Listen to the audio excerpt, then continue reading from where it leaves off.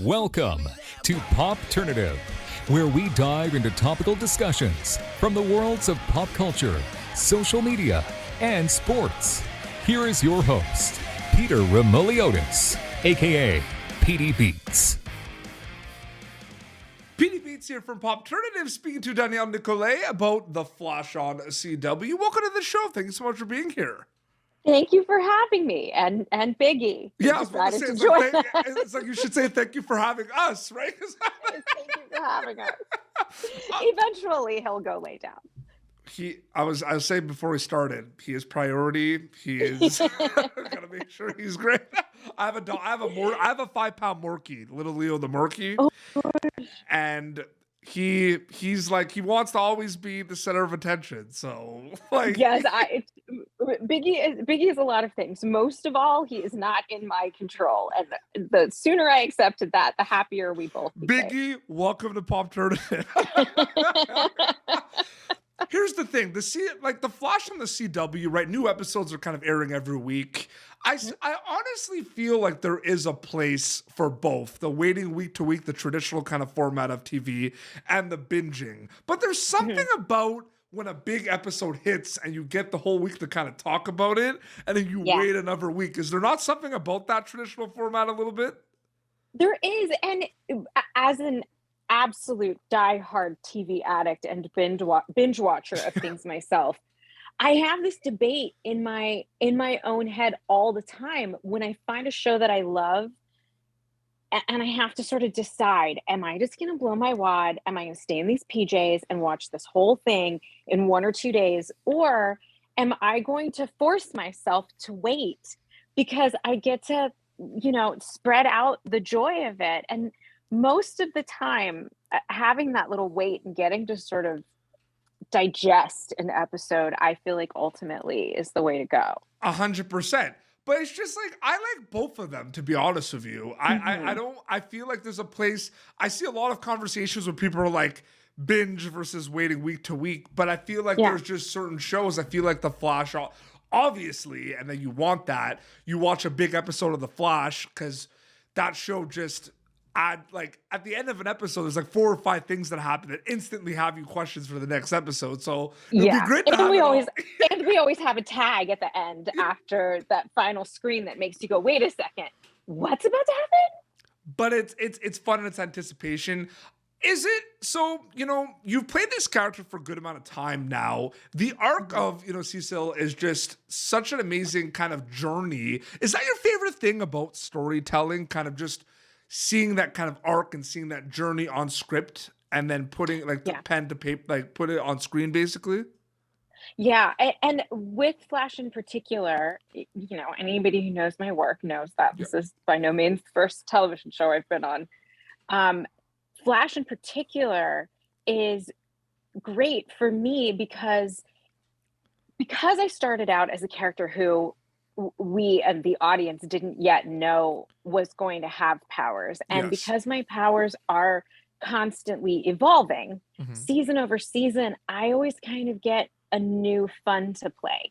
Yeah. The essence of my character remains the same. And the place that she functions from, which is always from love and compassion, and of course, empathy, no superpower, pun intended. That's always the root, but every season my powers grow, change, morph, and it gives me more interesting places to explore on the show. And for that, I'm eternally grateful because I'm 6 years into playing this character, going to start the 7th year in not too terribly long. And it's easy to sort of it's easy to just kind of get comfortable in a groove as an actor playing the same character. No, 100%. And I'm so happy I don't do that on this. So were you aware of the arc of the character early on, starting kind of as the attorney, kind of becoming part of Team Flash? Did you know that was going to happen? I always think about that. Maybe there was a change in direction. Maybe the powers were going to come a bit later. Did you know the journey and kind of what was going to happen a little bit before? I did, but there was a hiccup in the middle of it. So diehard fans may have noticed that I was in season 1 very briefly. So I Mhm. was in season 1 in actuality a bit more than the fans have seen going back watching those episodes. So what had happened was I was offered a role on the show, Mhm. and the plan always was for Cecile to start out as Joe's love interest. And Yeah, obviously, for any of the comic fans, the Cecile Horton of character course. was the attorney in the trials of Barry Allen. Yep. So we always knew that that was a story that was coming. It was going to be told. I was going to be a part of that. And the showrunner at the time also knew that the intention was for me to have powers and how they were going to come about. So Ah, I started doing it. So the plan was come in on a few episodes, the end of season 1, get me established. Season 2 was when I would become Joe's full-blown love interest. We'd go from there. absolutely. However, I had shot a pilot for Born Again Virgin, which people might remember that went for a couple of seasons. Yes. I had shot that pilot, I think 3 weeks before I did my first episode of Flash. Ah. And so it got picked up. I had done 3 episodes, and then my pilot had gotten picked up. And so they ended up cutting me out of the 3rd episode and trimmed as Interesting. much of me as possible out of the 2nd because I had to disappear. And then I, being the luckiest girl in the world, when Born Again Virgin ended after 2 seasons, it was, sort of like out in the industry trades. And not a day later, Yeah. I got a call from the showrunner saying, "Hey, we saw that your show's over. Do you want to come back to Do the you want to Flash come and back? finish what we started?" Absolutely. And I was like, "Yes, put me on the closest flight." Well, So that was yeah. the hiccup. That's interesting though, but I feel like that's a little bit of misconception too, because I have some friends in the industry as well that are on shows and movies, and their schedules sometimes are crazy, and they have conflicting um, schedules and shows and movies and everything. And I feel like people just think like, oh, we never see this character again. Like maybe something happened. It's like no, they ended up like there was a Yeah. conflict. Yeah, and people don't realize, and it's a funny thing, we all watch the shows that we watch, and so those are the we're familiar with those actors and those roles, Yep. but we don't ever assume that we don't necessarily assume that there are often other shows and other movies because we're not necessarily watching those, but those actors are in all of those things. So It's so yeah, true. it happens to me all the time too, where I'm watching a show and I'm like, oh my gosh, what's about to happen with this character? And then the next episode, they're just gone. Yeah.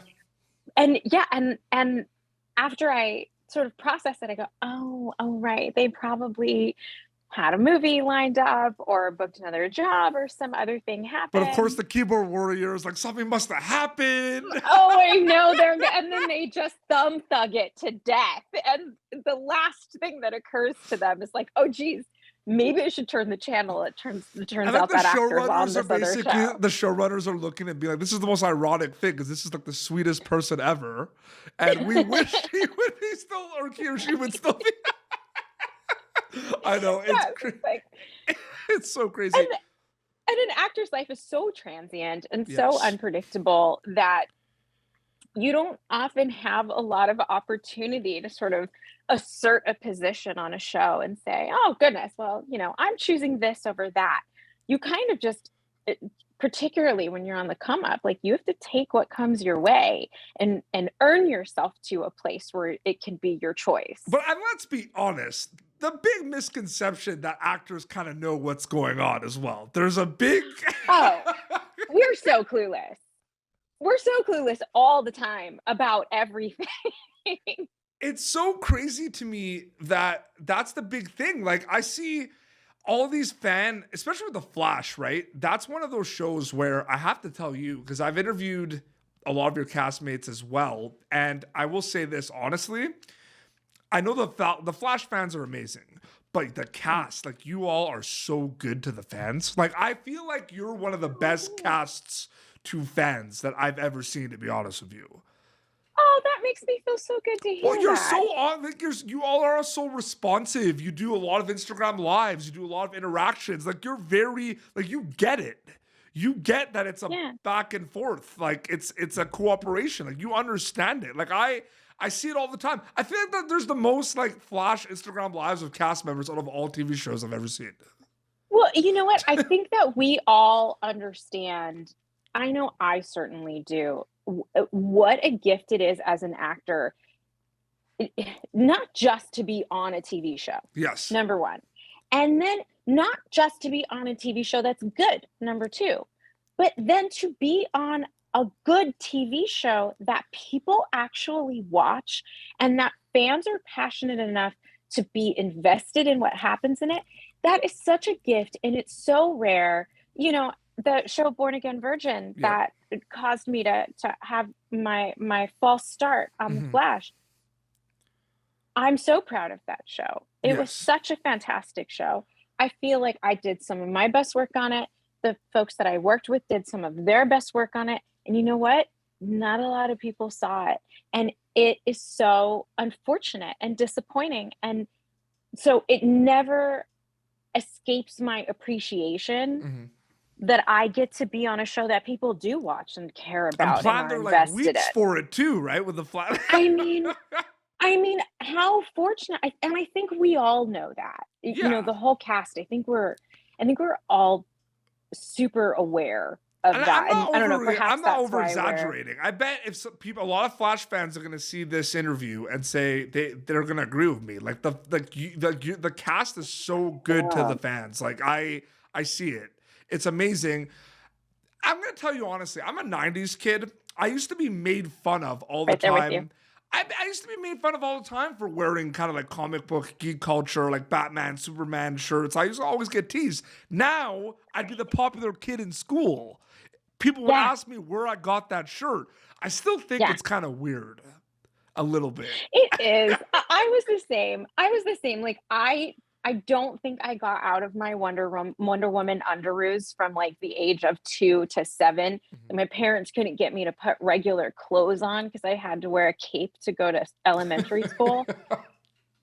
But it is a funny thing. I love it though, because like as a kid who didn't always feel regular or like normal, I definitely didn't blend in, and I liked to read and I liked to use my imagination, and I liked fantastical stories, and I felt really alone as a kid with my Ray Bradbury books. And now it's like the opposite, basically. So much of the entertainment industry celebrates the things that kids like us were living in our imaginations with. It makes me so happy. Like it used to be hard to find science fiction that was quality, like a quality show or film. But it's also, it was there too. Like for example, I honestly feel like the horror genre, like I'm a huge horror movie fan. Oh my gosh, me too. Huge. I see every horror movie that's ever made. Oh my goodness. I feel like, okay. Listen, so Flash Secret. Yes. So our showrunner, Eric Wallace, is as big of a crazy horror movie fan as I am. And so a lot of times there are episodes that you might note have a very kind of horror movie vibe about I can see them. that. Absolutely. And they tend to be Cecile-centric episodes. It's because we mind meld on the horror movie I was about of to it say. all. Okay, so I enjoy it so much. Here's the thing. I have like a top 5 of like contention of like my favorite horror movie of all time. I still don't know what my favorite one is. I will tell you this though. I can tell you what the scariest horror movie I've ever seen is, because they're different, right? Like your favorite and The Strangers with Liv Tyler and Scott Speedman. Oh my gosh, we're soulmates. It's the scariest movie I've ever seen. I didn't sleep well for 3 days. If you think that I have been in a cabin in the woods since I saw that movie, I could not agree with you more. It's absolutely in my top 5 as well. What are your other 4? So there's a movie that had a run on Netflix called The Invitation. I don't know if you've seen that one. It's basically Dinner Party Gone Wrong. I think it's one of the greatest things I've ever seen. I thought it was really well written and really cleverly played. Yeah. And because I felt like I thought I was going to know what happened, and then I watched it and I was surprised, and I'm never surprised in horror movies. Yeah, no, it is so crazy. I have to tell you, I'm a big shark movie fan. And there Really? was like the 47 meters down, they had two of them. They had one Mhm. like that came out a couple of years ago called 47 meters down uncaged, which was like made me the most nervous I've ever been watching it because they're doing like scuba diving and they're in like a little area where there's like there's like a shipwreck and they're like stuck in like the caves and then like everything's kind of happening and the sharks are trying to get in like they can't they're like they're trapped down. They have like oxygen tanks but they can't get up basically. Oh my, I missed this one. I don't know if I should watch it though. What if I There's have a beach holiday? but there's so many there's so many movies. I don't even I can't even. What about you? Do you have any like favorites on top of your head? Wow. There's Strangers is classics. absolutely my favorite. I mean, setting aside classics, like you said, there's so many ways to go. Mhm, I love the whole Blumhouse take on redos of horror movies. Hills Have Eyes, mhm, remake of Amityville Horror. I will tell you though, probably number two mhm. after Strangers is The Conjuring.